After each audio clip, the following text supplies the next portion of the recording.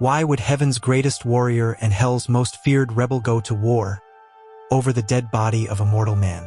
What secret did Moses carry that made even angels fight after his death? In a forgotten valley, over the lifeless body of God's greatest prophet, two cosmic powers faced off in silence. The archangel Michael and Lucifer the accuser. The prize? Moses, the man who split the Red Sea, who spoke with God face to face. But this wasn't about honoring a hero. It was about claiming a weapon. And what Lucifer planned to do with that body could have rewritten the entire story of salvation. This is the untold story of the fight over Moses' body. And by the end, viewers will understand why some battles aren't fought with swords, but with authority. The death of Moses. Moses was 120 years old when he died. His eyes were still sharp. His strength hadn't faded, but his time had come. He had led Israel for 40 years through the wilderness, through rebellion, through miracle after miracle. He had stood on Mount Sinai, his face glowing with the radiance of God's presence. He had carried the law down from heaven itself. But Moses would never enter the promised land. Because of one moment of disobedience at Meribah, where he struck the rock in anger instead of speaking to it, God told him he could only see the land from a distance. So Moses climbed Mount Nebo, gazed across the Jordan River at the land flowing with milk and honey, and breathed his last. And then, something extraordinary happened. God buried him, not the elders, not Joshua, God himself. Deuteronomy 34 verse 6 says, "He buried him in the valley in the land of Moab, but no one knows his burial place to this day." Why the secrecy? Why would the creator of the universe personally handle the burial of a man and then hide the location from everyone? The answer lies in understanding the Israelites and the enemy who was already watching, the danger of idolatry. Israel had a problem, a chronic, recurring, devastating problem. Idolatry. They couldn't help themselves. Give them something holy, and they'd turn it into an idol. Give them something miraculous, and they'd start worshiping it. Remember the bronze serpent? Moses lifted it up in the wilderness to heal the people from venomous snake bites. It was a symbol of faith, of looking to God for salvation. But centuries later, during the reign of King Hezekiah, the people were burning incense to it, worshiping a piece of bronze. Hezekiah had to destroy it. Or think about Aaron's staff, the one that budded with almonds to prove God's chosen leadership. It was kept in the Ark of the Covenant, treated like a sacred relic. The line between reverence and idolatry was dangerously thin. Now imagine if the Israelites knew where Moses was buried, the man who brought down the 10 Commandments, the man whose face shone with divine glory, the man who performed signs and wonders that shook Egypt to its core. They would have turned his grave into a shrine, pilgrimage site, a place of false worship. They would have prayed to Moses instead of to God. They would have made offerings, built altars, twisted his legacy into something God never intended. So God buried Moses in secret, a hidden grave, a final act of protection, not just to honor Moses, but to protect the people from themselves. But there was someone else who knew, someone who had been there watching from the shadows, and he had very different plans. Why Lucifer wanted the body? Lucifer doesn't act randomly. Every move is calculated. Every attack is strategic. So why would the Prince of Darkness want the corpse of a dead prophet? Because Moses wasn't just a man. He was a symbol of everything Lucifer hated, everything he had lost, and everything he wanted to destroy. Reason 1, the covenant. Moses was the lawgiver, the mediator between God and Israel, the one who received the covenant on Mount Sinai and delivered it. It represented God's order, his holiness, his standard. If Lucifer could claim Moses' body, he could corrupt that legacy. Imagine if Moses' grave became a center of dark rituals, false prophecies, cult worship. The very man who stood for God's law would become associated with lawlessness. The Israelites would be led astray, not by rejecting Moses, but by following a twisted version of him. Satan is a master counterfeiter. He doesn't always destroy truth. Sometimes he just distorts it. and a distorted Moses would be more dangerous than no Moses at all. Reason 2, the glory. Moses had been in the presence of God. Not once, but repeatedly. He spoke with the Lord face to face, as a man speaks with his friend. And that communion left a mark. Exodus 34 describes how Moses' face radiated with such intense light after meeting with God that the Israelites couldn't even look at him. He had to cover his face with a veil. That glory wasn't just cosmetic. It was a stamp of divine intimacy, a reflection of God's own radiance. And Lucifer, the fallen light-bearer, the one who once walked in the glory of heaven before his rebellion, craved that light. He wanted to defile it, drain it, mock it. By claiming Moses' body, Lucifer could desecrate the very vessel that had carried God's glory. It was personal. It was vindictive. It was a strike at the heart of what Moses represented.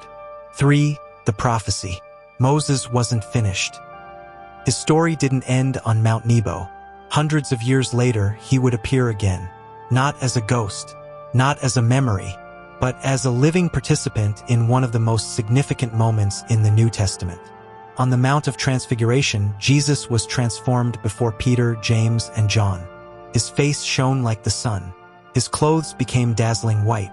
And standing beside him were two figures, Elijah and Moses. They spoke with Jesus about his coming death in Jerusalem. Lucifer knew this was coming. He understood the prophetic timeline. If he could defile Moses' body, if he could corrupt his legacy, he could interfere with that divine appointment. He could sabotage the connection between the old covenant and the new. He could disrupt God's plan.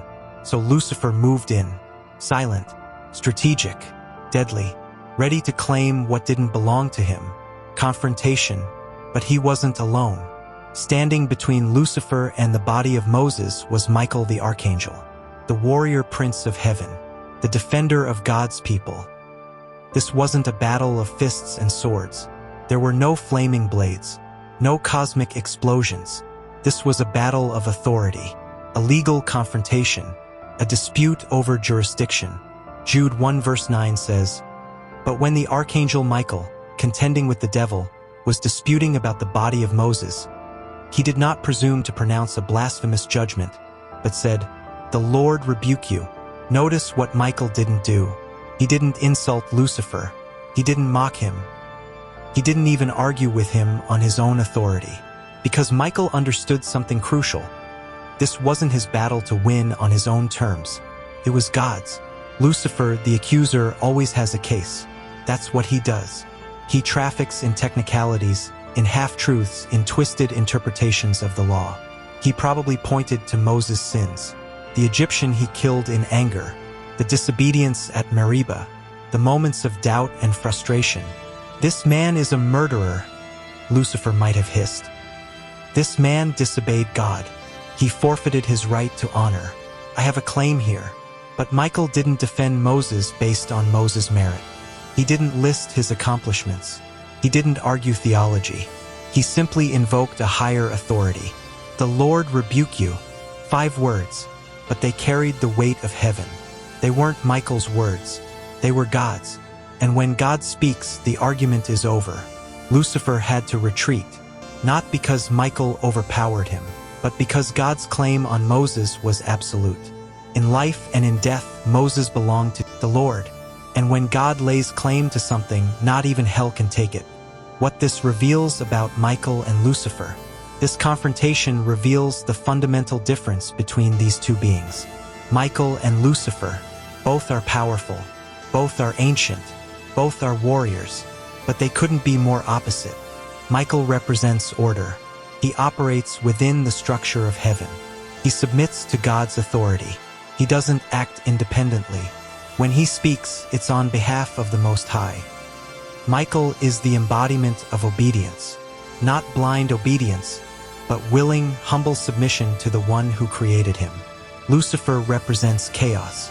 He rejected God's authority. He grasped for power that was never his. He wanted to sit on the throne of heaven. And when he was cast down, he didn't stop rebelling. He just redirected his rebellion toward God's creation, toward God's people. toward anyone and anything that bears the mark of divine purpose. Michael is humble. Even in a position of great power, he refuses to operate on his own pride. He doesn't need to prove himself. He knows who he serves, and that's enough. Lucifer is prideful. Pride was his original sin. It's still his defining characteristic. He can't stand the idea of submission. He can't bear the thought of someone else being exalted. So he tears down. He accuses. He corrupts. In the battle over Moses' body, these two natures collided. Humility versus pride. Authority versus rebellion. Order versus chaos. And humility won, not through strength, not through argument, but through surrender to the ultimate authority, God. The modern application. This ancient story isn't just history. It's a blueprint for spiritual warfare today, because the enemy is still doing the same thing. He's still making accusations. He's still trying to claim what doesn't belong to him. He whispers lies about the past, about failures, about mistakes that God has already forgiven. He digs up buried shame like a grave and parades it in front of believers claiming ownership. You're disqualified, he hisses. You're too broken, too stained, too far gone. God can't use you. God won't defend you. But here's the truth. Just as God defended Moses, he will defend his children today. The enemy may make accusations. He may point to sin. He may bring up every failure, every regret, every moment of weakness. But if someone belongs to God, those claims are powerless. Michael's words still echo across the ages. The Lord rebuke you. Believers don't have to defend themselves based on their own merit. They don't have to prove they're good enough. They just have to stand on the authority of the one who bought them with his blood. The one who said, "It is finished." The one who rose from the grave and defeated death itself. When accusations come, the response is simple. The Lord rebuke you, not in pride, not in arrogance, but in the quiet confidence that comes from knowing who we belong to. This story is both a warning and a promise. A warning that the enemy is relentless. He will attack legacies. He will twist truths. He will try to claim what God has already redeemed. But it's also a promise that God's authority is final, that his defense is unbreakable, that nothing, no past, no failure, no accusation, can separate his people from his love. The fight over Moses' body is one of the Bible's most mysterious and overlooked passages, but it's also one of the most powerful. It shows the relentless nature of the enemy, his schemes, his persistence, his willingness to corrupt even the holiest of legacies. But more importantly, it shows the unwavering authority of God. When Michael stood between Lucifer and Moses, he didn't rely on his own strength. He relied on God's word, and that word was enough. Moses' hidden grave became more than a burial site. It became a monument to divine protection, a reminder that what God claims, he keeps. What he buries stays buried. What he redeems cannot be taken back. So when the enemy whispers accusations, remember Michael's words.